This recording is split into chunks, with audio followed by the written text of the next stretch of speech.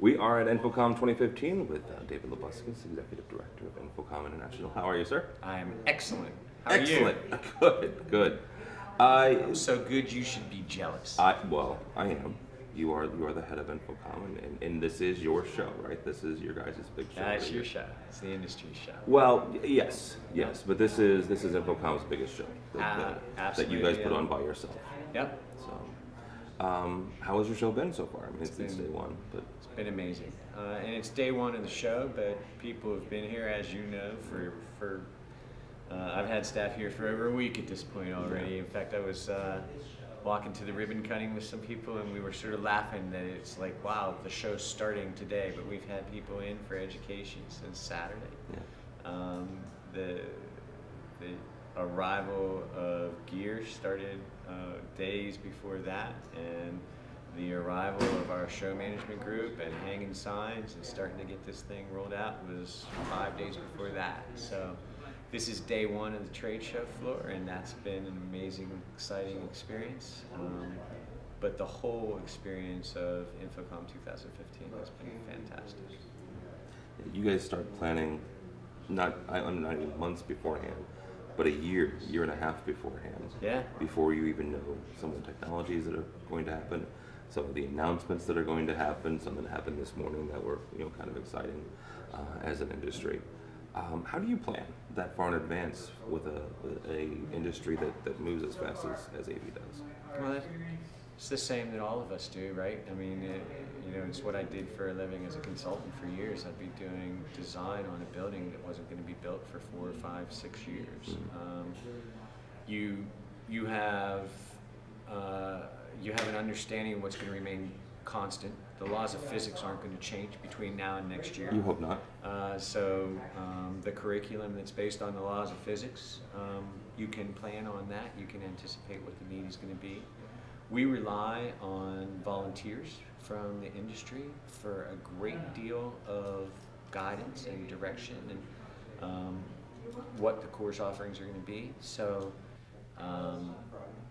we look at what are the trends that are going on in the industry, where are the areas that people are facing significant challenges, what are the big areas of opportunity within the industry, and then they use that as one of their filters when they start to evaluate the thousands of proposals we get in.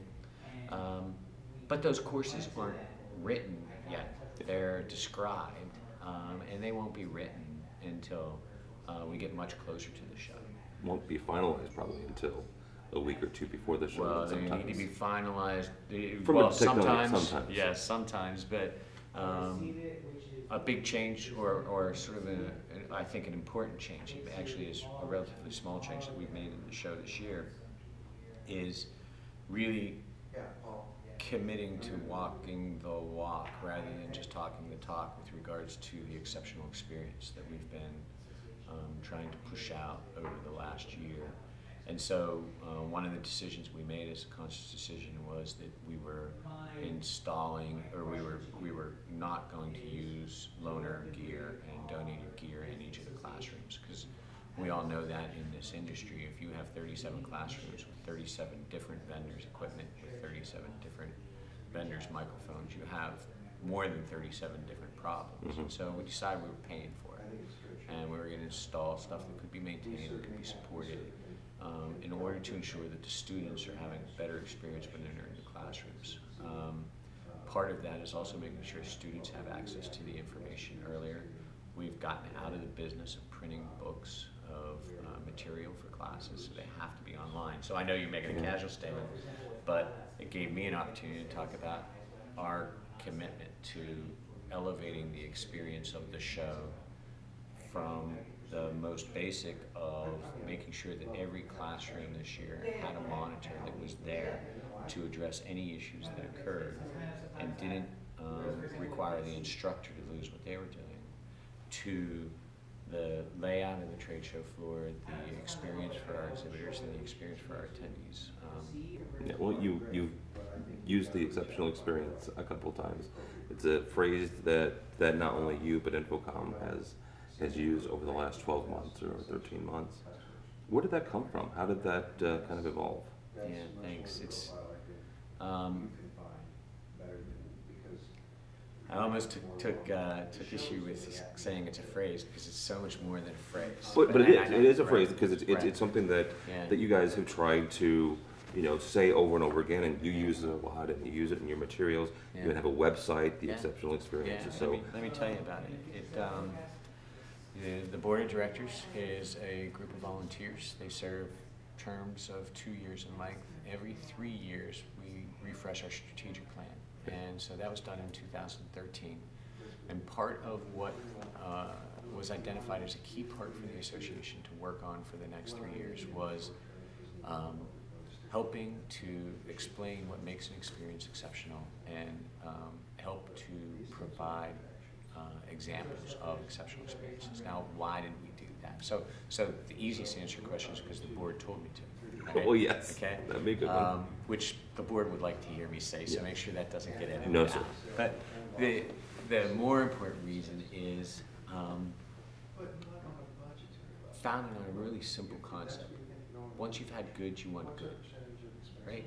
Think back to the first really good glass of wine, or the first really good meal you had, or the first time you drove in a luxury car.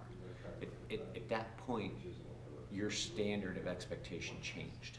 You wanted good. And because you'd experienced it, you were willing to pay for it. You knew that that cost more, and you were okay with it. You valued it because you'd experienced it. At the core of the exceptional experience is once you've had good, you want good. And so many of our clients, so many of the people making buying decisions about AV haven't had good. And so they get into a level of decision making that says, well, it's not really going to work no matter what, so why should I pay $1 more for something that's not going to work? What we wanted to do is help our membership have a way of communicating to the client just how good it can be with AV.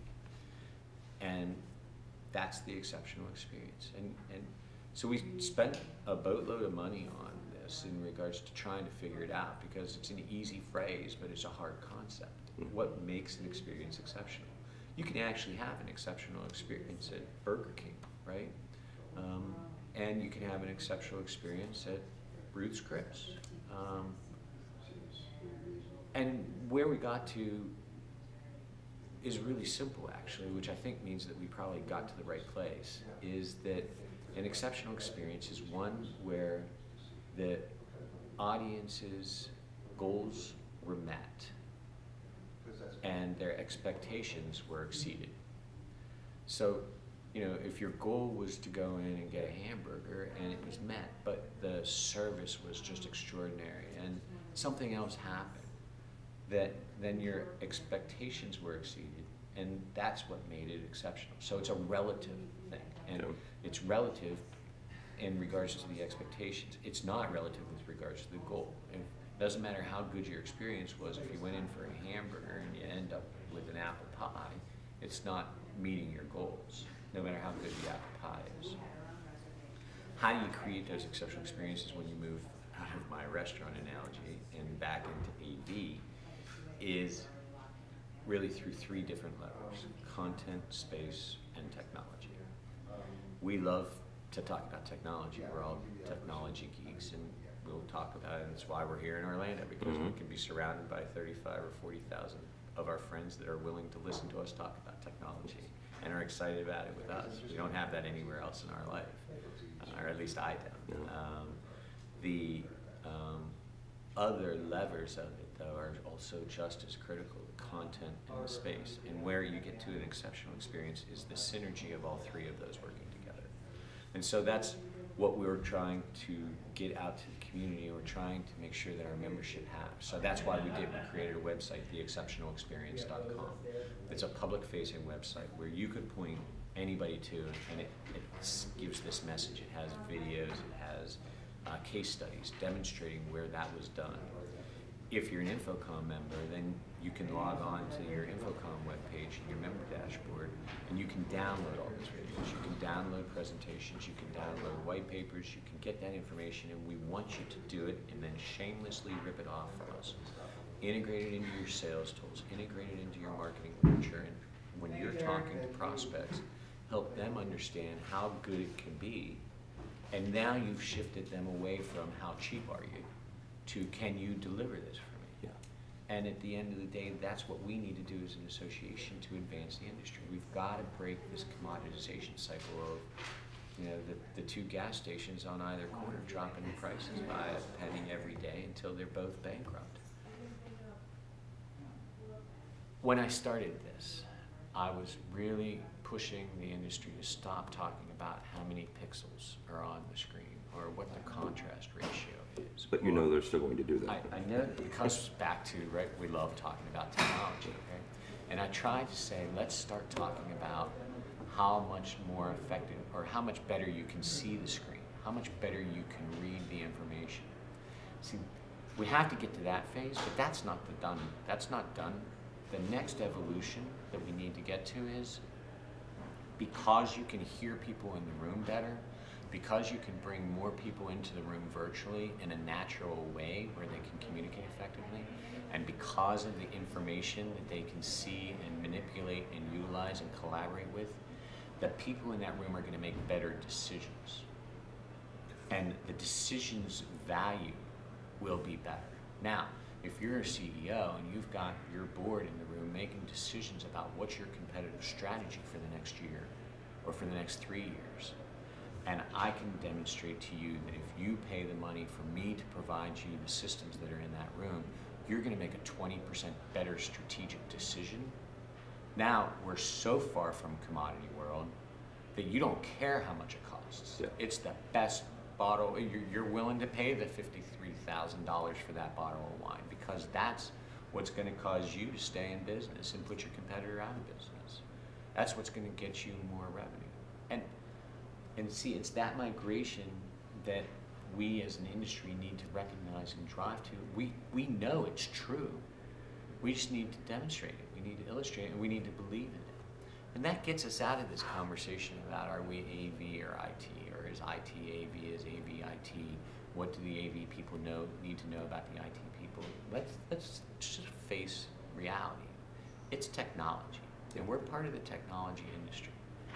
To me, the clearest way to describe it, I try to figure out. I always know I've hit it when I'm having dinner with my wife and she gets it. Not because she's not smart, because she's brilliant, but she just doesn't understand the technology industry. It's like the medical industry. It's like if you're not feeling well, you go see your doctor, right? If you're having a heart attack, you want to go see a cardiologist. You want to go see a heart surgeon. And guess what? Your cardiologist, your heart surgeon, they're doctors. They went through the education that your general practitioner did, that you went to because you had the flu. But they have greater skills. They have additional skills. They've layered that on top of the skills that they had as a generalist. We need to acknowledge and recognize that AV is a specialty of IT. It's a part of the technology industry. It's not either or. It's not we need to learn the technology industry or the technology industry needs to understand us. We are them. And guess what? We're the most important part of them. There's 150,000 parts of our industry, the technology industry. There's, and 150 different specialties, just like in medicine. You have cybersecurity, you've got coders and developers and designers, and you've got network management, and you've got cloud-based, and you've got data center design and data center management and data analytics, and you start to get there starts to be blurry too. Is data analytics marketing or is it technology, right? There's all these blurry pieces. But at the end of the day, I keep saying at the end of the day, the AV piece of the technology industry is what gets that information into a person's brain, right? Yeah. And there are billions and trillions, now Carl Sagan, trillions and trillions of bytes of video and audio data that are expanding. You have to find the statistic, but it just orders of magnitude in regards to the growth of communication via video and audio combined. And the reason these shows are successful, the reason we have tens of thousands of people coming, the reasons we have record number of exhibitors here and record amount of space taken is because the technology industry desperately needs our skill set, because our skill set is what is making that stuff work. So you used a phrase, specialist. The CTS, Certified Technology Specialist. Right. It's a designation that InfoComm has. It's ANSI accredited. You have two specialized specialists in that. You have the D, which is design, and I, which is for install. Why is that necessary? Why do you think that the CTS certification is necessary? And full disclosure, I'm a CTS. So am I. Okay, so why is it necessary? Well, why'd you become one? Why, you're asking me questions. I became one because you're because going to answer your own question. Well, yeah. Well, why I became one, because I thought it was important. It gave me a level of another level of not acceptance, but acceptance from people who didn't know who I was. Recognition. Right? Recognition from people who don't know you and don't know your work acumen. It's something that you can walk in and say, "This is my base knowledge." Exactly, and that's why it's so important. Okay. You know, it's a shortcut to, well, I worked at Joe's integrator for 6 years, and I, you know, installed racks here, and I installed this system here. At a certain level, we want to be able to abbreviate all that to 3 letters, right? Okay. It's the same thing that a CPA does. It's the same thing that a PE does. It says, here's a base set of knowledge that you can assume that Dave Labuskes has about technology. And the reason the accreditation was pursued for this was that we wanted to ensure that when we said you can assume that because Tim has a CTS that he has this set of information, it's more than, you know, Tom and Harry and Lou's decision in their garage that this is what somebody should know. So there's an extraordinarily rigorous process that goes into first examining what should somebody that is saying they have what should somebody know that we want to certify at this level, and then how do we prove that they know it, and then are we being effective in proving they know it, and that's through the testing process and psychometrics and, you know, tens of thousands of dollars that are spent on developing test questions every month. And not a lot of people know our test questions are reviewed twice a year, and old questions are thrown out, new questions are brought in. Some of them are thrown out because the technology they're asking about is irrelevant now. Some of them they're thrown out because they're bad questions, right? We've all taken tests with bad questions. We test and evaluate and analyze the scores on every single test at question level. And if we have a deep variation in the answers to a question, we drop that question, get rid of it. And that's done on an ongoing basis for all of those exams. Okay, so if that's that's our base, you know, the CTS is our base knowledge. What can I guess we do as an industry or as an organization? Let's say that someone got a CTS in 1990, right, or 2005 or whatever. And yes, they've kept up with their renewal units by going to this class or that class, but they're just not as sharp as they once were. They've lost something, and they're still using the CTS designation, but maybe they shouldn't be. You know, maybe it's not the best witness to the CTS designation. What do we do with that? Is there anything that we can do as CTS holders or InfoComm can do?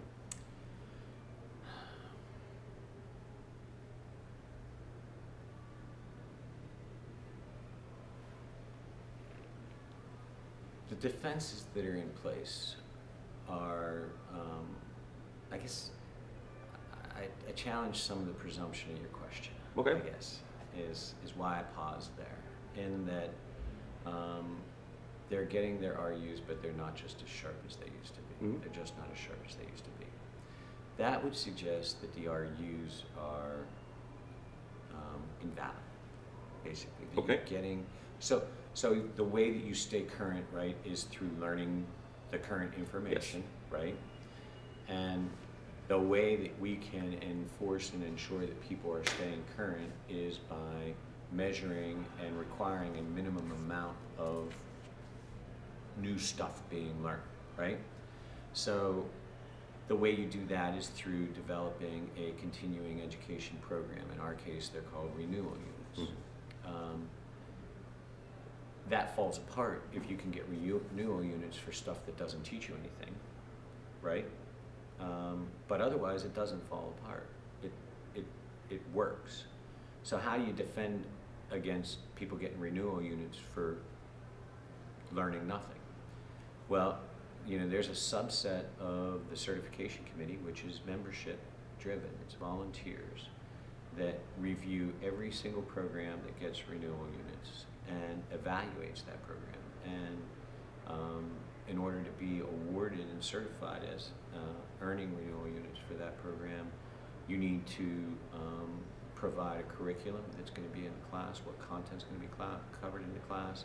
And it's not me or my people in Fairfax that are reviewing it, it's people that are certification holders that are evaluating that. Now, can that be imperfect?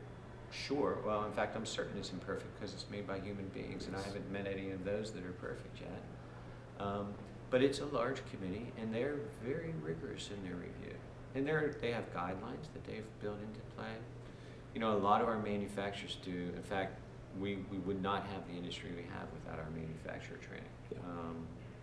But if you're a manufacturer-specific training, you're automatically discounted in the number of RUs you get based on the number of hours that you're teaching, because that certification committee made an assumption that it's naive to assume that there's not going to be a commercial worked into that training.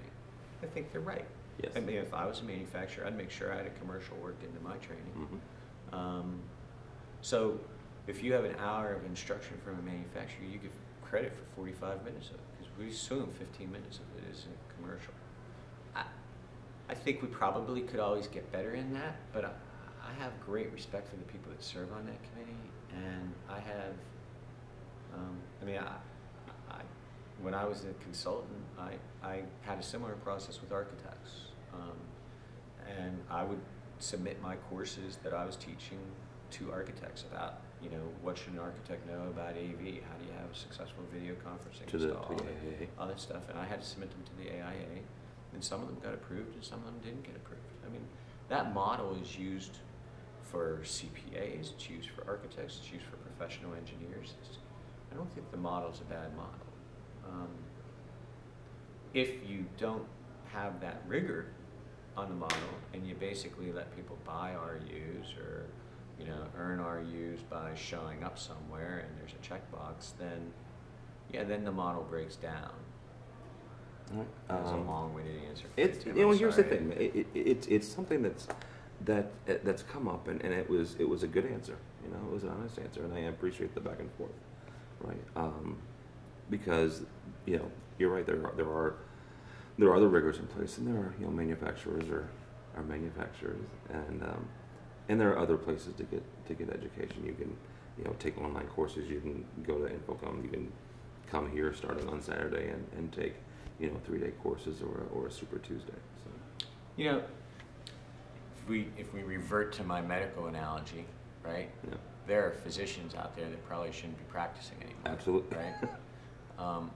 There is a process in place if they kill somebody, yeah, to take away their license to practice, right?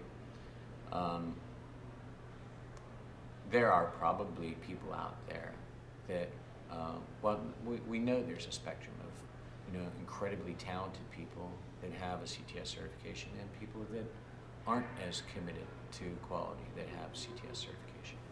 We do have a mechanism in place, which is another subcommittee of the certification committee, which is the ethics committee, where, you know, every CTS, you and I both have signed a code of ethics. Yeah. Now that code of ethics doesn't say I'm going to be a good designer. It doesn't say I'm going to be a good technician. What it says is that I'm going to be ethical in my practices. If anybody ever feels that somebody is acting in a fashion that violates that code of ethics, and if you don't remember what that is that you signed, go download it from our webpage. If you ever feel somebody's not behaving according to that code of ethics, then you should submit a complaint to the code of ethics or the ethics committee. Now here's where that stops a lot of times. And I firmly believe this. You can't submit that complaint anonymously. You have to own it. I fundamentally believe in that. I have an issue with people standing outside a fence and throwing a rock at a glass window and running away. Say anything you want to me, but own it. Yeah. Own it. Otherwise, you're not proud of what you're saying, in my book. And if you're not proud of what you're saying, don't say it. Yep. Right? I mean, there's all kinds of cliches of that. If you know, behave as though your action is going to be on the front page in the New York Times tomorrow, right? If you're not proud of your behavior, stop your behavior. Mm-hmm. So there's a control mechanism in there for that. Beyond that, let's just play down that game for a little bit, because I've seen it and I've heard it, and I guess I'm going to rant a little bit on it because I've heard it, and I still am new enough in this job that I have some idealism that sometimes I can get these questions answered and then they're going to go away. But well, I hope you don't lose that idealism. Let's say. This one will come back again and again, I'm sure, over my career in this job. So what do we do? Do we put together do I hire somebody that becomes the CTS czar or the CTS cop, and anybody that wants to, paint somebody with a red letter A and say they're a bad CTS now has to go and be evaluated and tested by Mary Jane, who I just hired to do this? That's not a workable solution, right? So what do? I put a committee together of people that become a tribunal, right? That's how you move from one judge to trying to broaden this. There's no role for the trade association to say this person does good work and this person does bad work. The marketplace will do that. Yeah. And so let's leverage the marketplace, and let's look at things like the exceptional experience, and let's talk about value to your clients. And let's get out of the muck of saying this person doesn't deserve to have the CTS because they did this. I mean, I was a consultant. I know we had Target on our back. I heard all about, and a lot of the people I talk to are integrators. A lot of people I talk to are consultants. I love the conversation. There's bad consultants. There's bad integrators. There's great consultants. There's great integrators. And sometimes bad consultants do something brilliant. Sometimes brilliant consultants make mistakes. And the same with integrators. But I don't see a lot of companies that don't perform well overall staying in business. That's the beauty of the market. Yeah. It's the beauty of the market. So let the marketplace handle it. And use the marketplace. Yeah. But don't use the marketplace to throw mud. Use the marketplace to demonstrate how you're good. Get an Apex accreditation for your business. See, there's a shameless plug I worked in. That was pretty good, wasn't it, Yes, Tim? yes, it was. We have this new program, the Audiovisual Providers of Excellence. Now, there's where the company can demonstrate their commitment to quality. It's a percentage of their employees that have certifications. Not just InfoComm certifications, but any certifications. Not any, but actually a group that was put together by industry members. It's a company that agrees to do business with a code of ethics. It's a company that actually sends client references that we have checked by an independent third party. And it's a company that's committed to meeting or exceeding the standards that InfoComm has published for design and for performance of systems. So get your Apex. And we happen to have had 20 people get their Apex in the last couple weeks in advance of the show. It's really starting to take on. And then I wrote about this in my blog recently. Don't look to me to do a Got Milk campaign about what Apex means to, $114 billion industry's buyers. You do it. When you're on a sales call, sit down and say, Mr. Client or Mrs. Client, I'm an Apex provider. Now, I'm not going to tell you all the details about what Apex means because you don't care. But what I'm going to tell you is that I had to work darn hard to get this, and you should care that I care. And if you're talking to other companies that don't care, why? Because I think you care, right, Mr. Prospect? Yeah. That's how you use these certifications. It's not have me go out and become your marketing department. It's use these certifications, use the exceptional experience stuff. We're giving tools out to the industry. Change the conversation. It's easy to compete on price. It's hard to compete on value. And it takes confidence in your definition of value. You have to believe in it. You can't sell something you don't believe in. Yeah. So believe in it, commit to it, train your people, get the accreditations, get the certifications, learn about how to deliver good content technology and work it into the space, and elevate the industry. Are you happy with where the Apex is now, or is there No. something that? Okay. No. Well, you could pretty much say, are you happy with, and put insert blank, and I'm going to say no. Okay. It's a fault of mine. I'm never satisfied. I'm not.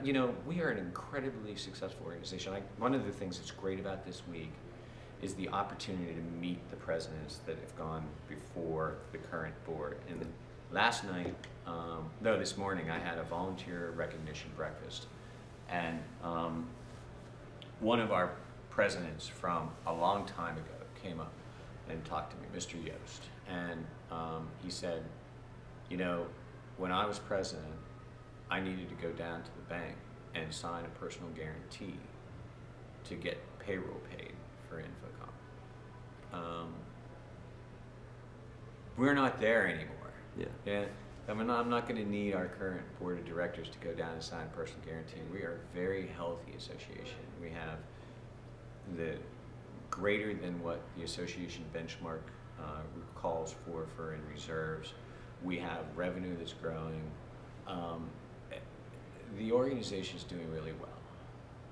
But 30 seconds of complacency will put any business out of business. Mm-hmm. And complacency starts with, I'm satisfied. So maybe I'm paranoid, right? But well, there's a fine line there. There is it paranoia if they're really after you? Yeah. But Apex, I'm satisfied with the program. I'm actually really proud of the program. I think it's so much better than the CAVSP program was. And I think it's so much better than it was when we first put the Apex out. And I think that's because we sat down with a room of 15 integrators for 8 hours and said, it does this work? And they said no. And I remember one of them saying to me, Dave, being an integrator is really, really, really hard. I'm getting squeezed by manufacturers. I'm getting squeezed by my employees. I'm getting squeezed by clients. And I don't want you to make it harder for me to be good. Yeah. And I'm like, good golly, I don't want to do that either. So we looked at how do we have it have teeth? How do we have it mean something, yes, right? But also have it be pragmatic in that a good business could do it. And one of the key things we did is, you have businesses out there that have invested millions of dollars over 20 years developing quality control programs and quality assurance programs.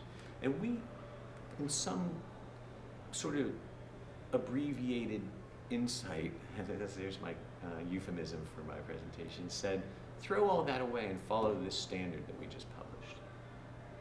That wasn't really practical or realistic. You can't, I wouldn't do that as a business. No. Now, what I would do as a business owner is take a look at my quality control procedures and look at your standard and say, you know what? My procedures either meet what you're saying to do or they exceed it. And I'm happy to sign my name and promise to you that that's the case. And that's the change we need to make. Okay. So it still elevates the industry, it still puts forth the standard, but it acknowledges and recognizes the fact that there's lots of ways to get to the right end. And if you figure it out a way and it really is working, now that doesn't mean you get to say, oh yeah, I care about equality, so here we are, we're going to sign this. You have to have the procedures, and you have to tell me you do. Now, does that make everybody on the planet an honest person? Prevent anybody from lying to me? No. But it's pretty close. Again, a lot of times we're making decisions about how good can we be. The world's not binary. It's not black and white, yeah, right? I think that's a fundamental difference between youth and adults, is the amount of grayness that you see in the world. As we wrap up, what's one or two things that if you had a magic wand or a magic lamp that you could rub and say, this is what I want for InfoComm 2015 this year, what would you wish for? I want people to leave here thinking about how exciting being part of the technology industry is, and really get and see how we're an integral part of that technology industry, and walk out of here with a sense of excitement about the growth that we are about to face and the opportunities that are in front of us. So, and I want them to take that with them until they come to the InfoComm 2016 in Las Vegas on June 8th through 10th, 2016. Nice one. It's not my first rodeo. No, it is not. The second thing I'd like them to have out of 2015, I want. Oh, this sounds shameless too. It's truly sincere. I want the exhibitors to believe that they got the value that they paid for in being here, and I want everybody here to recognize that by exhibiting in this show, the people that are doing that are the people that are really committed to this industry, because they're the ones spending the money on the show. They're the ones that are creating this place where we can all recharge either our techno geekness or our aspirations for the future. And it's not just about a commercial enterprise. The exhibitors that are here that have committed to InfoComm are committed to the industry, and they're showing that commitment to industry with their wallet. And I think we should honor that as an industry, and we should recognize that as an industry. Okay.